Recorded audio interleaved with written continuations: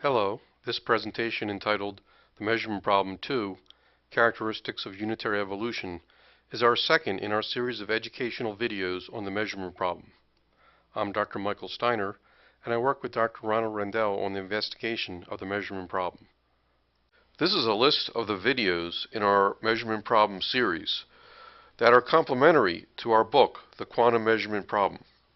Past presentation, we presented on wave-particle duality, interference in Born's law, and Schrödinger's cat. This provided a very basic understanding of the measurement problem in terms of wave-particle duality. But to really begin to understand the measurement problem in any significant manner, one must go substantially further than what has been presented. In this lecture, we will present mostly on characteristics of unitary evolution that are largely related to the measurement problem. In addition to reversibility and entropy, we will present on unitary predictions related to photon detector measurement. This background in unitary evolution is a necessary prerequisite in order to begin our third lecture, where we will show why the measurement problem implies that a real physical non-unitary process exists. After this, you'll learn in our fourth video to discern correct approaches from incorrect approaches. Our fifth video is the historical perspective, our sixth, the scientific approach, and our seventh, closed and open system approaches. Before we begin the technical part of this presentation, let us begin by reviewing the previous presentation. In the past presentation, the problem of wave-particle duality was examined. We began by examining the wave properties of photons, by which interference exists between distinct paths. We then examined the dual aspect of the particle nature of the wave-particle duality problem. In this example, we see that the particle nature is manifested by probabilistic outcomes of experiments that are correlated with the wave function. Before measurement, one sums coherently the wave functions from both slits due to the interference between the waves. On the other hand, different detector configurations or measurement results correspond now to probabilities that are found via Born's law, which includes a non-coherent squaring process. We showed why the resolution of the measurement problem requires one explain how the predicted unitary Schrödinger evolution or wave behavior is consistent with the particle behavior when a measurement occurs and energy E equals h nu is transferred to a detector. And finally, we examined the Schrödinger cat experiment proposed by Schrödinger early in 1935, which examined the implications of the unitary evolution being correct in that a cat would be in a superposition of life and death. Now we will begin the main technical part of this presentation on characteristics of unitary evolution. Now, due to the problem of wave-particle duality, there were two laws that were put forward to describe nature. First, Heisenberg's matrix mechanics in 1925, which is equivalent to Schrödinger's wave equation put forward in 1926, and shortly thereafter Born's law to describe the results of measurements.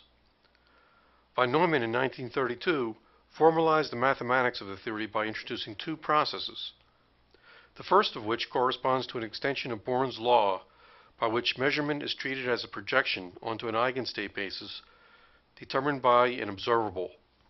The second process is Schrödinger's unitary wave equation evolution. Another important contribution of von Neumann was the rigorous treatment of the mathematics of quantum states in terms of Hilbert spaces, which has important consequences to the understanding of entangled states. Additionally, von Neumann defined the entropy of a quantum state as a measure of the randomness of a system. It was shown by von Neumann that process 1, which is a measurement process, generally increases the entropy. However, process 2, the unitary process, the entropy was shown to always remain the same. It was concluded that only process 1 is irreversible. Now, von Neumann's process 2 is given by Schrödinger's equation, and it has as its solution for time invariant h, psi at t equals u at t, psi is 0, where u at t is a matrix equal to e to the minus I ht, where h is the matrix of the energy Hamiltonian. Now this can also be written as psi at t equal to a sum of e to the I e sub it, where e to the I e sub it is just a complex phase, times the eigenstate, psi I. And this psi I is the eigenvector of H. So here, for the second representation, the e to the I e sub it's are simply scalars. They're not matrices. And one can see that the evolution is just a sum of these time-evolving phases, e to the I e sub it, multiplied by eigenvectors psi I, which aren't changing in time. Now, the sum over paths and double slit examples is equivalent to Schrödinger's equation, which was shown by Feynman in 1948. As we have just seen, unitary evolution is completely characterized by the eigenstates of the Hamiltonian, whereby each eigenstate evolves mechanistically via a complex phase that evolves proportional to the frequency that is equal to the eigenvalue of the respective eigenstate. Such mechanistic evolution can be likened to the gears shown, or, if you will, to ticks of a clock. We first hear a single oscillator that would be indicative of a single eigenstate psi 1 with tick rate that is the corresponding energy eigenvalue E1.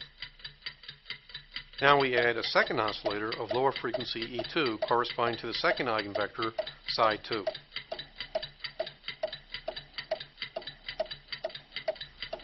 We add a third eigenvector with even higher eigenvalue E3.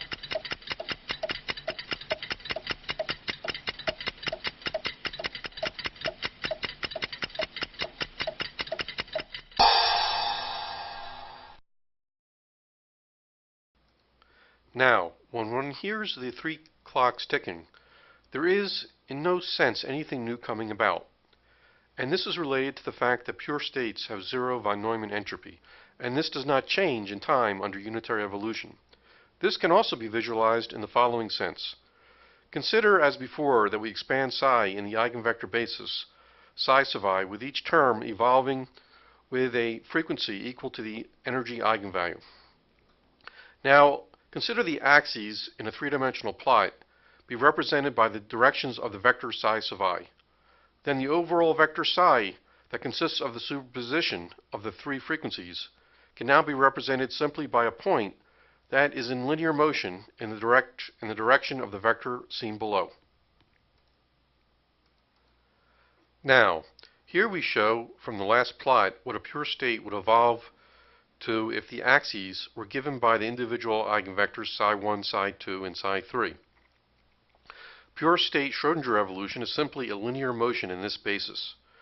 Actually, the ball should continue to move out of the picture, but we have introduced a box to keep the ball from going out for visual purposes. One can clearly see that the evolution is completely reversible. Knowing the position of the ball, for example, 100 years from now, is easily related to the position of the ball currently.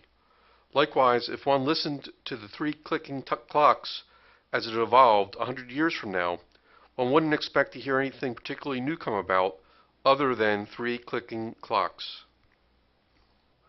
Now, one can also consider the unitary evolution of an ensemble of energies E1 through E sub r. Such states are called mixed states, and we can look at these by, instead of having, as the previous case, a simple theta for the pure state, which was IET, we now have R of these E of i's, and so we have R theta sub i's, whose frequency is equal to E sub I, and we'll consider the vectors psi sub I as an orthogonal coordinate axis, just as we did in the previous case of pure states. One can see that the evolution is a single linear motion for any particular theta of I as plotted in time.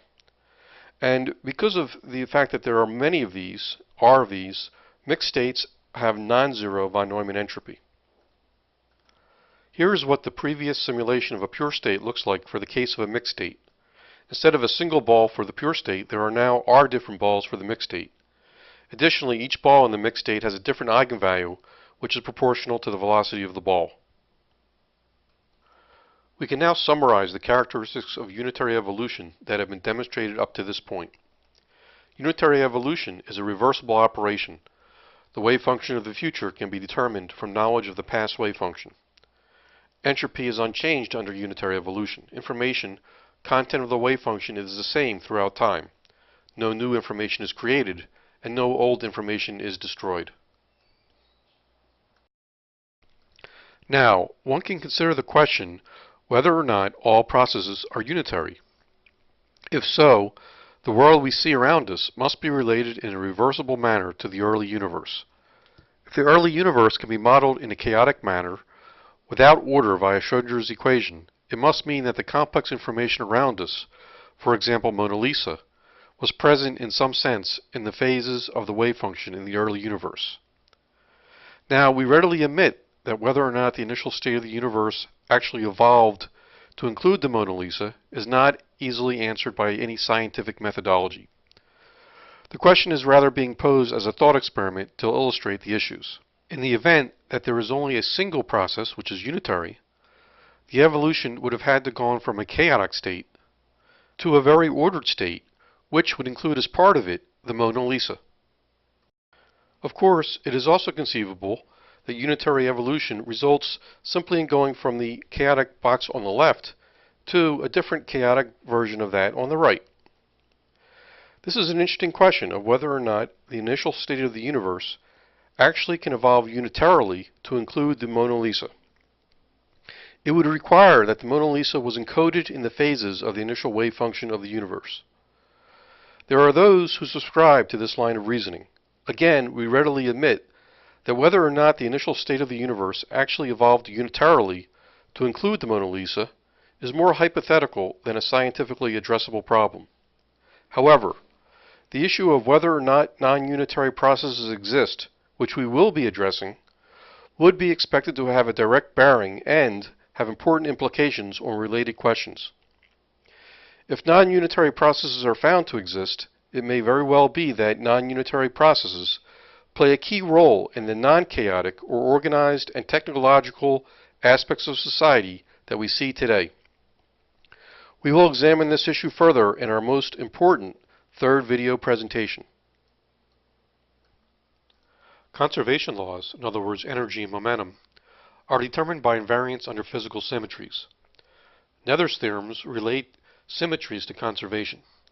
Unitary evolution conserves energy for all Lagrangians that are symmetric under time translations. Unitary evolution also conserves linear momentum via a Lagrangian that is symmetric with respect to spatial translations, and as well angular momentum for Lagrangians that are rotationally symmetric. And so, as long as the system satisfies such fundamental physical symmetries, then we see that momentum and energy will always be conserved. Additionally, the expected transition probabilities that we expect to see by Born's rule are also conserved. And this was shown by Wigner in 1931. These are very important and are prerequisite for any evolution to be seriously considered in order to explain observed phenomena, which by all experimental accounts do obey these fundamental laws. Last but not least, we will examine the rather important characteristic of entanglement that is often generated in unitary evolution. Classical states are a tensor product state, for example A tensor B. This is a two-particle state where the first state has a state of A, which could be, for example, horizontal polarization, and the second particle has state B, which could be, for example, vertical polarization. Now, the outcomes of experiments when there is a tensor product state can be statistically predicted as a function of the local state. For example, if A is horizontal and B is vertical, and one made a measurement on the first state, it would only be a function of that state being horizontal and wouldn't be a function of the second state, and as well the local experimental settings. Now, superpositions are a state that consists of more than one term. Now, one might think that the set of states that can be generated in a composite system of, let's say, two particles would consist of all tensor products of classical states A, B. However, this is not the case, and in fact the Hilbert space of the composite system of two particles contains many more states than just all classical tensor product states. Von Neumann's more rigorous mathematical treatment of quantum mechanics in terms of Hilbert spaces makes this fact clear. Now, entangled pure states are superpositions of two or more particles which cannot be written as a separable tensor product pure state. For example, HV plus VH is in fact a maximally entangled state of two particles.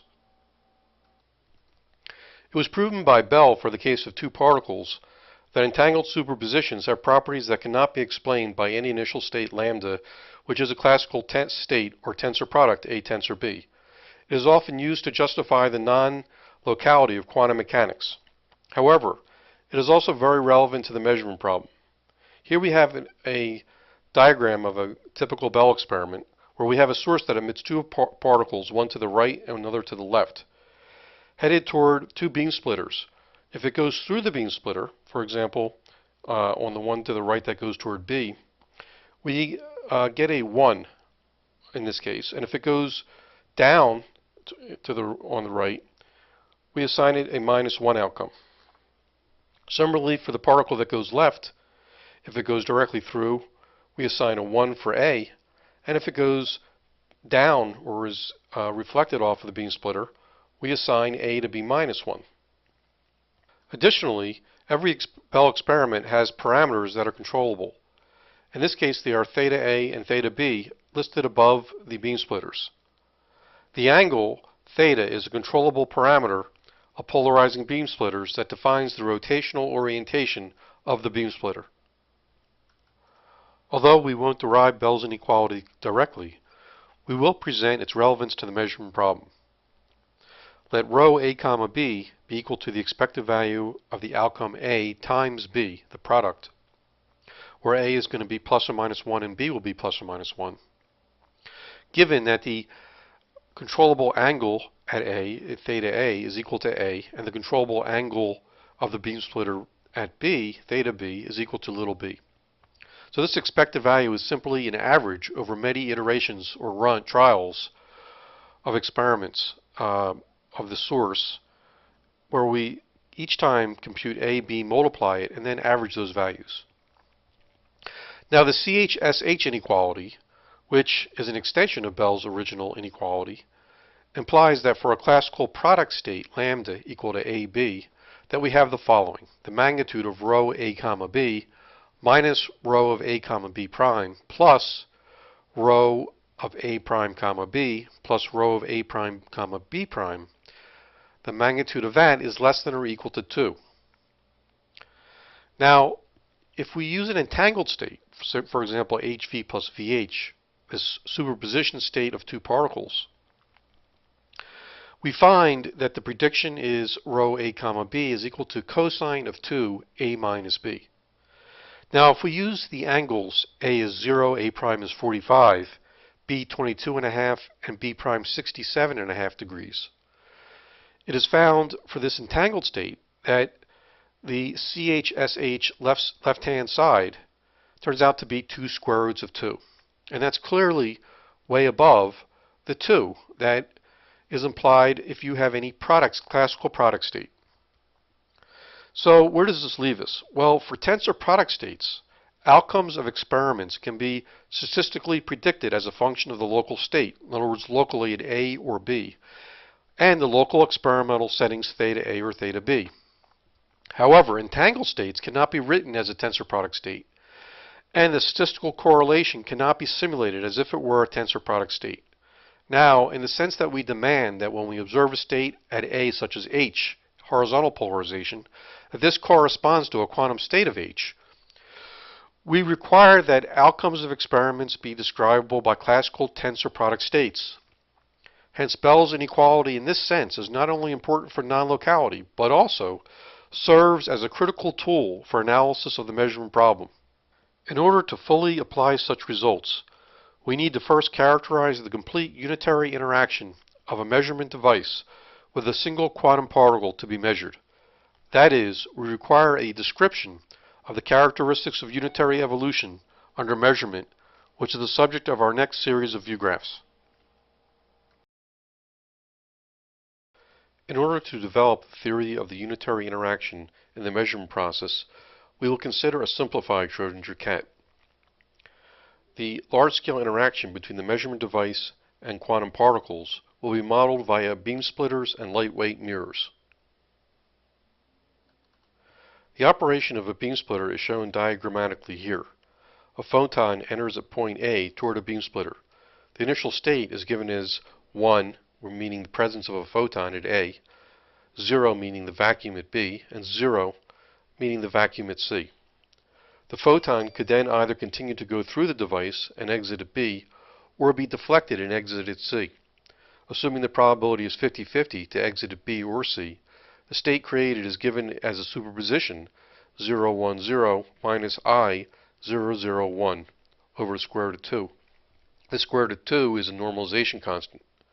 There's also an I factor because the photon, when it exits at C, actually experiences a rotation from the direction it was originally coming from at A.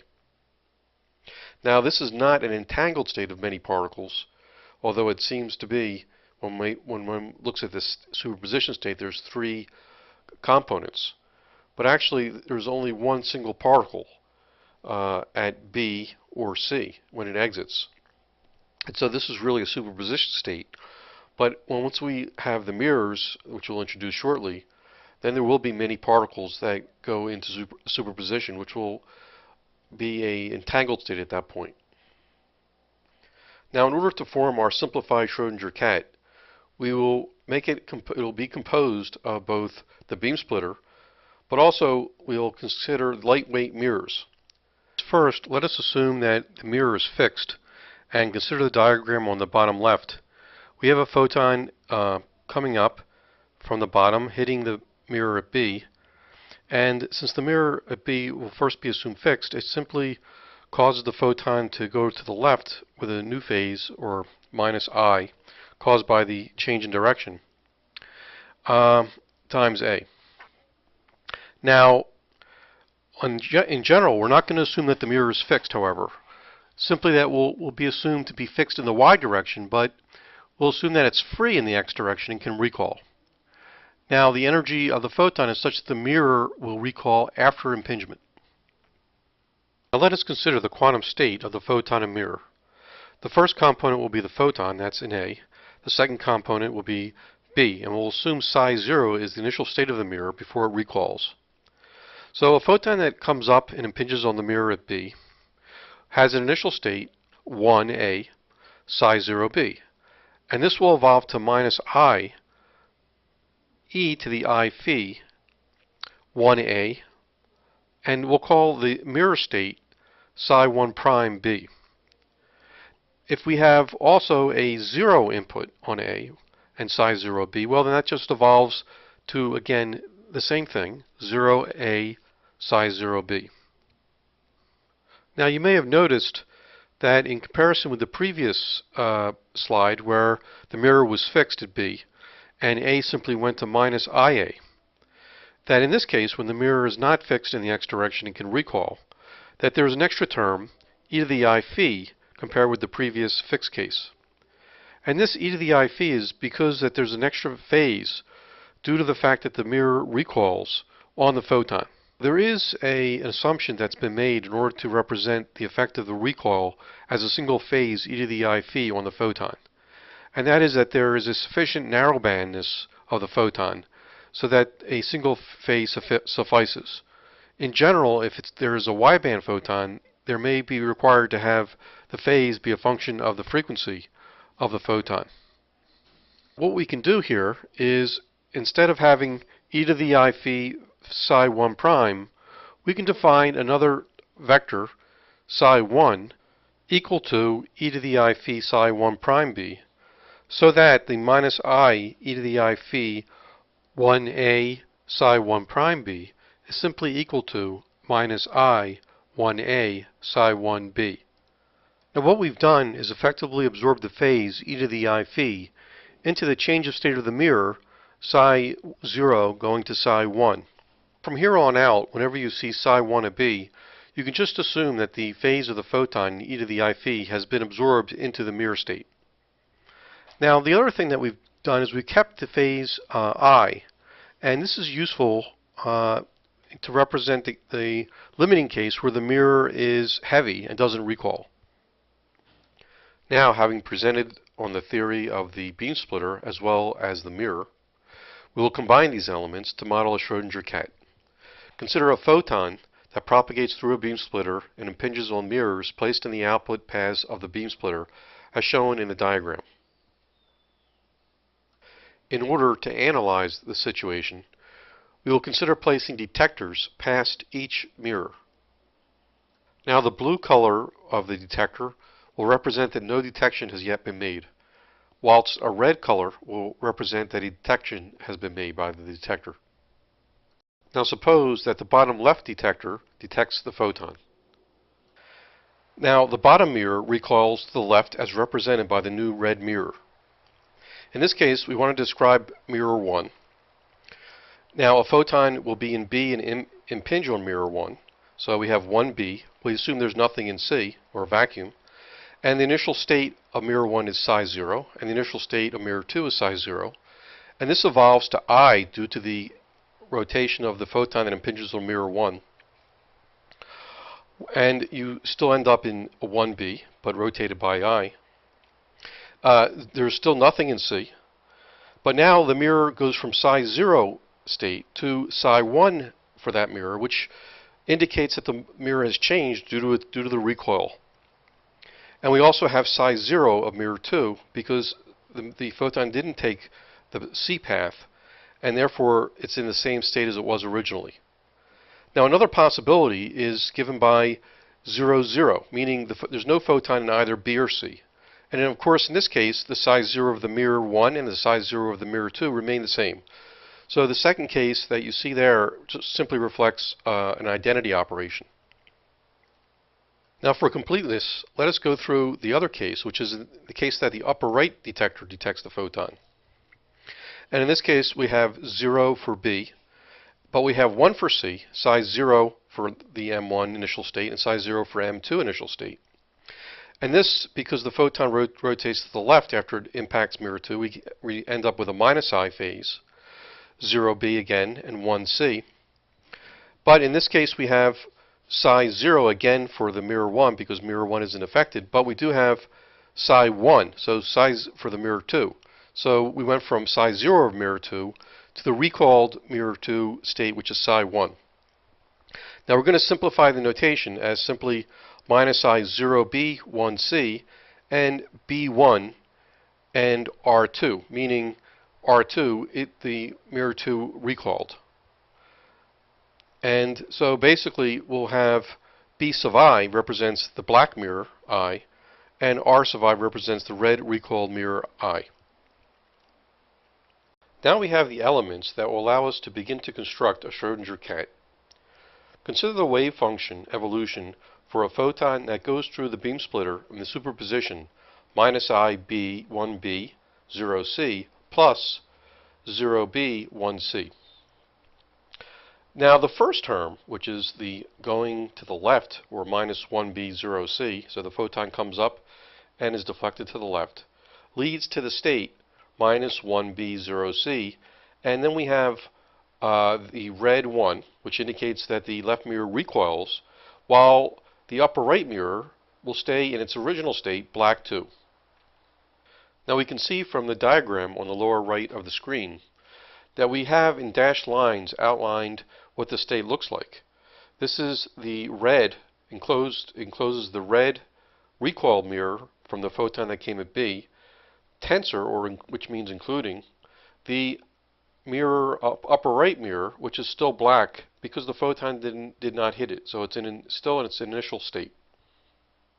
Now for the case where the input is 0B1C, which indicates the photon went from A right through the beam splitter to C, this second term leads to the state minus I 0B1C, and then we have the first mirror is in black 1, and the second mirror will recoil to R2.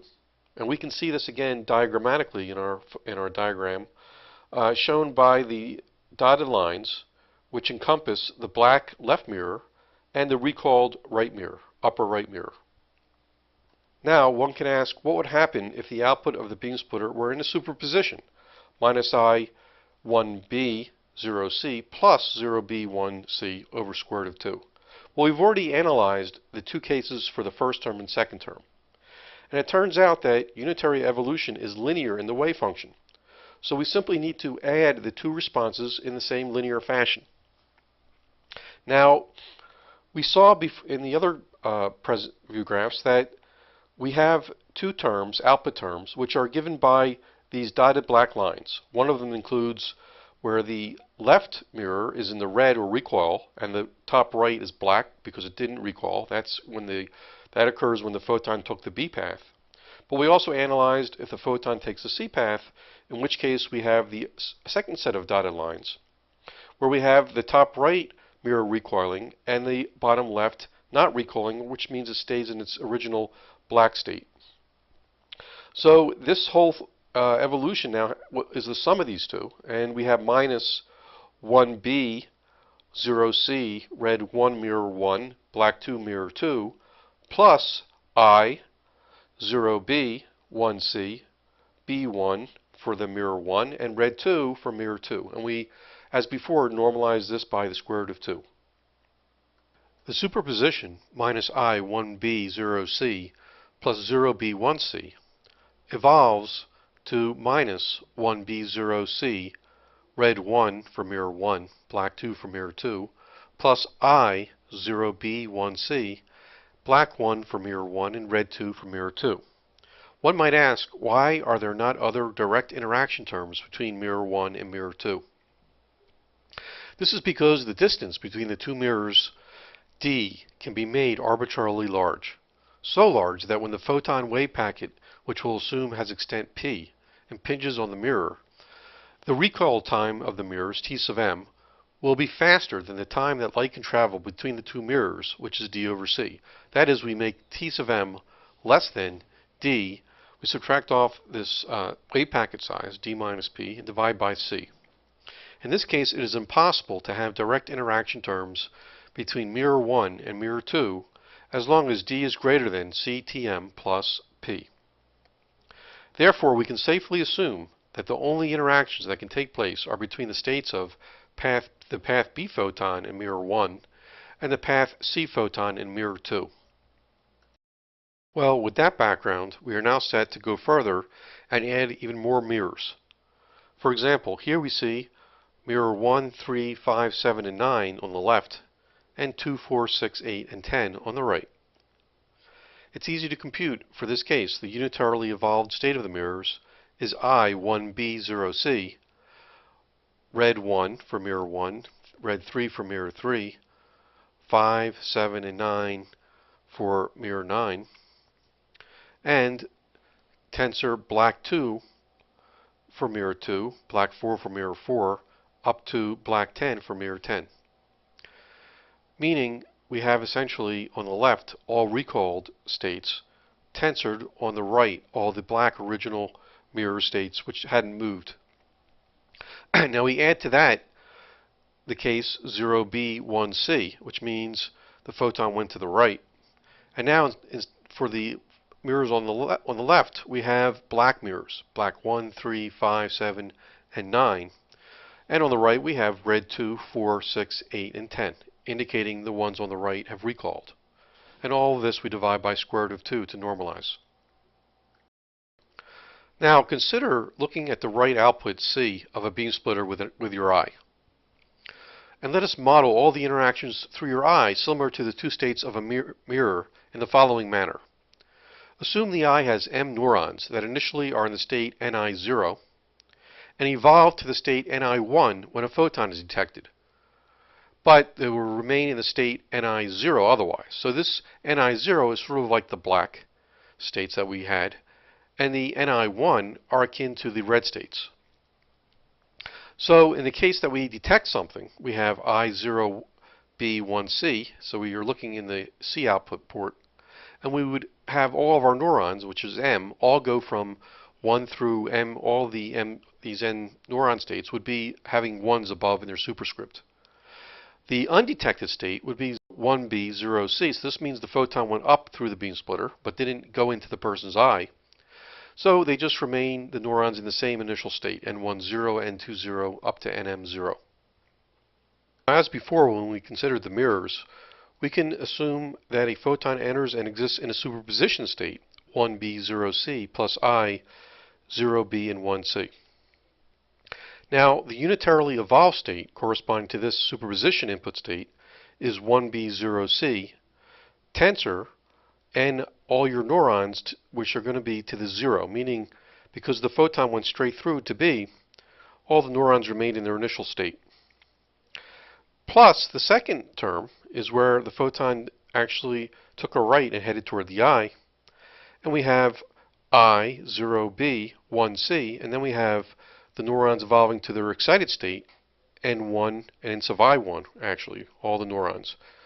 Now, the I would be predicted to be in a superposition of seeing and no seeing, or not seeing, the photon. So, now we're getting to where we actually have a physical Schrödinger cat type of prediction via unitary evolution.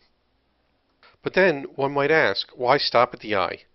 That is, we've shown that in order to not have direct product interaction terms, we simply need the response time to be fast enough so that there cannot be any space-time communication or interaction between the two sides of the mirrors when we did the mirror analysis. But the same thing holds for a person through examining the light through his eye and becoming aware of it. We simply require that the distance d between the eye and the photon that took the upward B path be sufficiently larger than the response time of a person to become aware of the light that impinges on the eye. Perhaps this is a quarter second, and hence such an experiment could in principle be carried out such that the direct interaction terms can be ruled out. So, let us consider unitarily modeling the neurons in the brain that are excited when one sees light.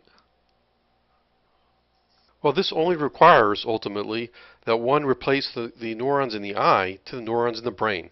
And as one can see, the neurons in a brain are various interconnections and they're classical interconnections, so they could be modeled physically by the replacement of the mirror interaction with the actual physical interaction. But this would not quantum mechanically be a huge difference from what we've seen before. That is, ultimately we would produce a superposition of two of you, one that saw the photon and one that did not. Now what's more, if the entire brain experiences an emotion such as happiness in seeing the light and sadness when not seeing the light, then one produces a superposition of emotional states. Now, let us assume we have a photon that goes through a beam splitter as before, with two output paths B and C, and a man is positioned to look at port C with his eye. When he sees the photon, let us assume he is happy, and otherwise he becomes sad. Now, let us run the experiment. First, we'll input a photon that goes directly to port C so the man sees it. And we see, as expected, the man is happy.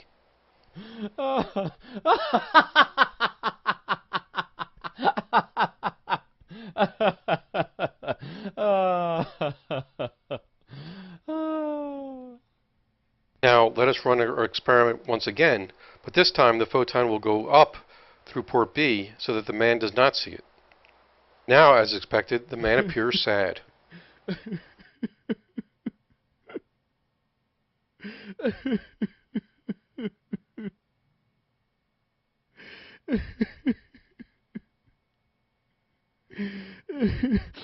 Now, for our last experiment, let us input a photon that is in superposition of B and C, i.e.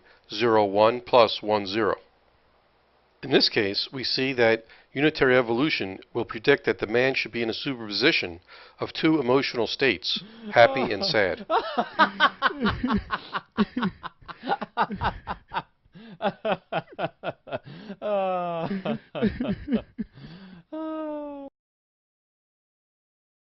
We have seen that under unitary evolution, two systems evolve to an entangled state. An example is 1b0c, red 1, mirror 1, black 2, mirror 2, minus 0, 1b, 1c, black 1, mirror 1, and red 2, mirror 2. A key question remaining is, can this state be approximated by a product state for large n, or has something been missed at large n? 0, 1 or 1, 0, these are product states. For two particles, this is ruled out by virtue of Bell's inequality. So this will be a major subject examined in our next video, the measurement problem 3, interpretation or existence of a non-unitary process. Now, in summary, our current video we have presented on reversibility and entropy, and as well the characteristics related to unitary evolution. You've also learned to understand unitary interactions related to measurement. We've modeled simply a Schrödinger cat, and we've seen how a single particle superposition state becomes an entangled multi-particle state. We've also given a brief introduction to entanglement.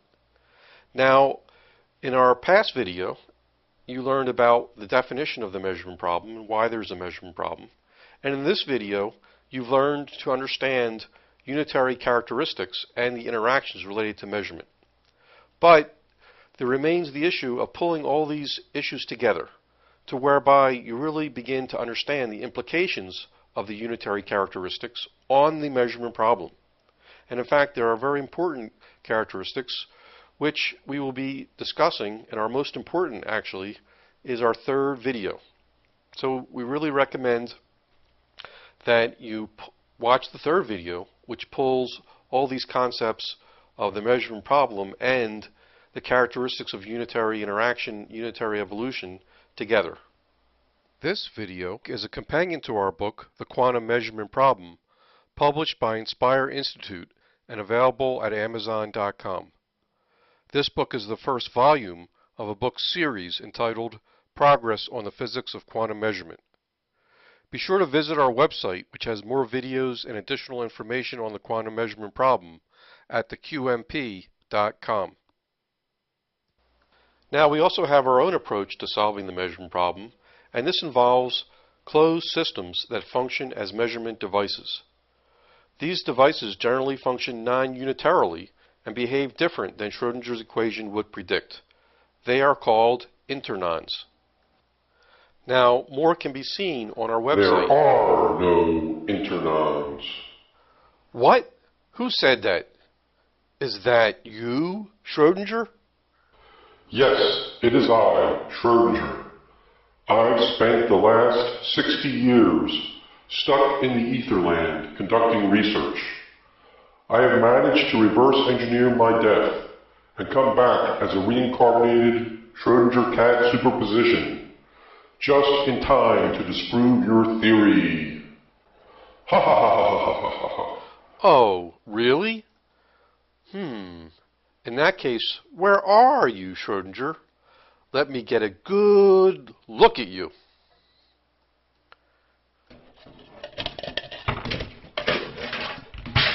Where are you, Schrödinger? Where are you, Schrödinger? Are you here, Schrödinger? Where are you, Schrödinger? What have we here? No, don't open that. Aha! There you are, Schrödinger. Let's open this and see what's inside. No, don't look at me. I see you. Oh, no. I shall return. Ha ha ha ha. Well, I don't think we've heard the last of Schrödinger yet. Perhaps we will hear from him again in our next video.